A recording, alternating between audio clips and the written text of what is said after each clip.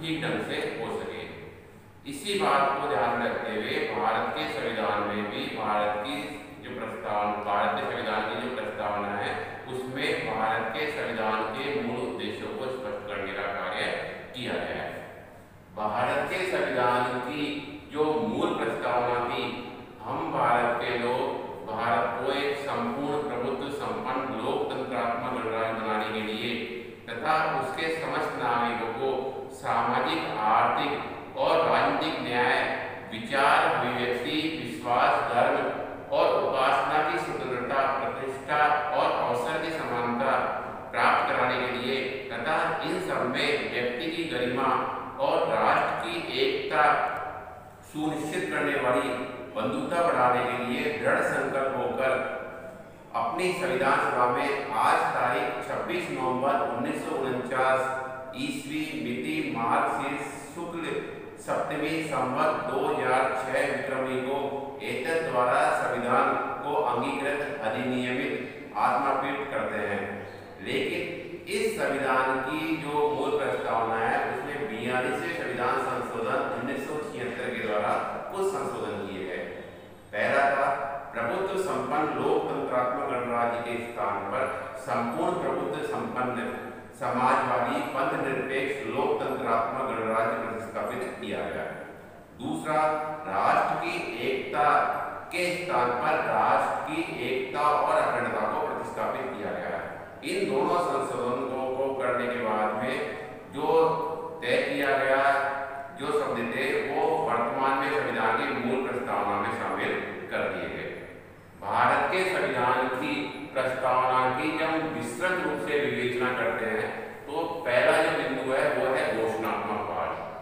भारत के संविधान की प्रस्तावना प्रारंभ जो होती है वो हम भारत के लोगों से प्रारंभ होती है।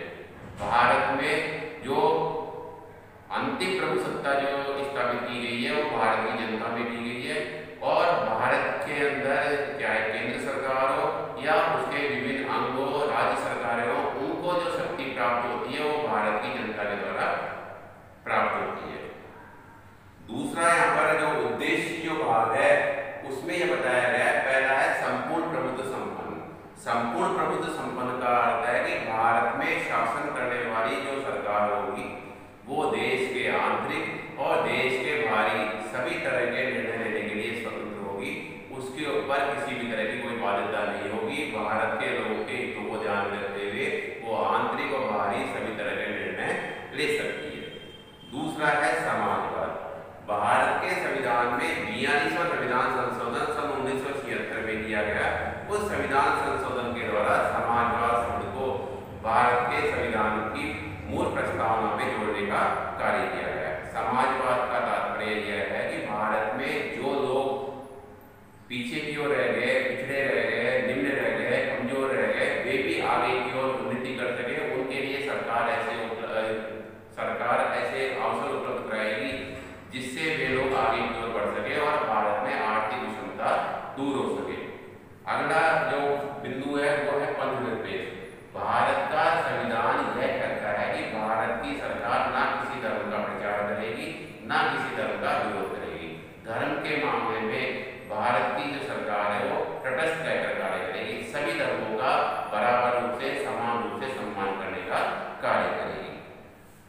अगला है लोकतंत्रात्मक। भारत में अंतिम प्रभु सत्ता, अंतिम शक्ति जो है भारतीय जनता में निवास करती है। भारतीय जनता को प्रदान की गई है।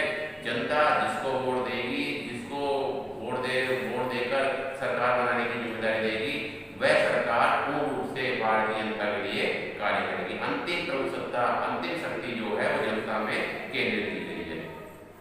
अगला वो जो बिंदु है वो है गणराज्य। भारत में राष्ट्र का जो अध्यक्ष है वो वंशानुगत नहीं होगा। भारत में राष्ट्र का जो अध्यक्ष है, भारत का जो राष्ट्रपति है वो निर्वाचित होगा, उसका चुनाव होगा और चुनाव के द्वारा भारत का राष्ट्रपति बनेगा। इसलिए भारत के संविधान में गणराज्य शब्द को स्थान देने का कार्य किया गया है। आगे भारत के संविधान का जब हम विवरणात्मक भाग का अध्ययन करते हैं तो फर्स्ट जो बिंदु है वो है सामाजिक न्याय। भारत के संविधान के द्वारा भारत में सामाजिक न्याय की स्थापना करने का कार्य किया गया है। सामाजिक न्याय का तात्पर्य यह है कि भारत में बिना किसी भेदभाव के धर्म, जाति, वर्ग, लिंग, नस्ल बिना किसी भेदभाव के सभी नागरिकों को भारतीय नागरिक माना जाएगा और उनसे समानता का बर्ताव किया जाएगा। अगला जो विवरणात्मक भाग में है वो है आर्थिक न्याय। भारत के संविधान के द्वारा भारत की सरकार भारत के सभी नागरिकों के लिए ऐसे अवसर उपलब्ध कराएगी जिनके द्वारा भारत के सभी नागरिक आगे की ओर बढ़ सके और अपनी जो आर्थिक जो समस्याएं हैं उनको दूर करने का कार्य कर सके। आर्थिक न्याय के अंदर एक बात और शामिल की गई है कि भारत का प्रत्येक नागरिक चाहे पुरुष हो या महिला हो, यदि किसी कार्य को दोनों एक समान रूप से करते हैं तो दोनों को एक समान रूप से वेतन दिया जाएगा, किसी से किसी भी स्तर पर कोई भेदभाव नहीं होगा। अगला विवरणात्मक भाग है वो है राजनीतिक न्याय। राजनीतिक न्याय का तात्पर्य यह है कि भारत में जो सरकार होगी वो चुनी हुई होगी, निर्वाचित होगी, उसको चुनने का अधिकार भारत के लोगों को प्रदान किया गया है। भारत में वोट देने का जो अधिकार है सभी नागरिकों को वयस्क मताधिकार के द्वारा प्रदान किया गया है। एक आयु सीमा निश्चित कर दी गई है, उस आयु सीमा का प्रत्येक भारतीय नागरिक पुरुष हो या महिला हो वो एक समान रूप से वोट देने का अधिकारी होगा। अगला जो बिंदु है वो है स्वतंत्रता, समानता और बंधुत्व। स्वतंत्रता, समानता और बंधुत्व में पहला जो बिंदु है वो है स्वतंत्रता। भारतीय संविधान के द्वारा भारत के सभी नागरिकों को विचार, अभिव्यक्ति, विश्वास, धर्म, उपासना की स्वतंत्रता पूर्ण रूप से प्रदान की गई है। समानता का तात्पर्य यहाँ पर यह है कि भारत के सभी नागरिकों को प्रतिष्ठा और अवसर की समानता एक समान रूप से प्रदान की गई है। आगे आता है बंधुत्व। बंधुत्व का तात्पर्य यह है कि भारत में राष्ट्र की एकता और अखंडता को सुनिश्चित करने के लिए भारत के संविधान में बंधुत्व को स्थान दिया गया है, जिसमें भारत की सरकार देश में ऐसे कार्य करेगी जिससे भारत के लोगों में बंधुत्व की भावना आगे की ओर बढ़े और वो एकमत होकर, संगठित होकर भारतीय गणराज्य को, भारत देश को आगे बढ़ाने का कार्य करें।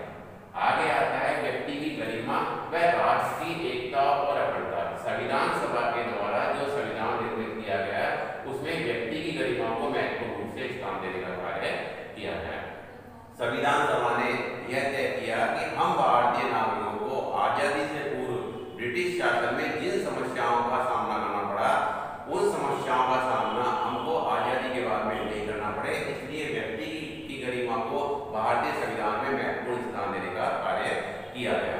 इसके साथ साथ व्यक्ति को सम्मान देने का कार्य किया गया, जिससे व्यक्ति को सम्मानपूर्वक जीवन व्यतीत कर सके और उसके साथ साथ वो आगे बढ़कर राष्ट्र की एकता को बढ़ाने का कार्य कर सके, राष्ट्र की एकता को सुनिश्चित करने का कार्य कर सके। अखंडता जो शब्द है वो 42वें संविधान संशोधन 1976 के द्वारा भारत के संविधान में शामिल किया गया। अखंडता का तात्पर्य यह है कि भारत जो देश है पूर्ण रूप से संगठित रहे, संगठित होकर सभी नागरिक बिना किसी भेदभाव के, चाहे भाषावाद हो, संप्रदायवाद हो, प्रांतवाद हो, क्षेत्रवाद हो, बिना किसी भेदभाव के एक साथ संगठित होकर कार्य करें और भारतीय गणराज्य को आगे बढ़ाने का कार्य करें। इस प्रकार से भारत के संविधान की विशेषता और भारत की प्रस्तावना जो है इस पाठ के माध्यम से, इस अध्ययन के माध्यम से एकदम स्पष्ट हो जाए।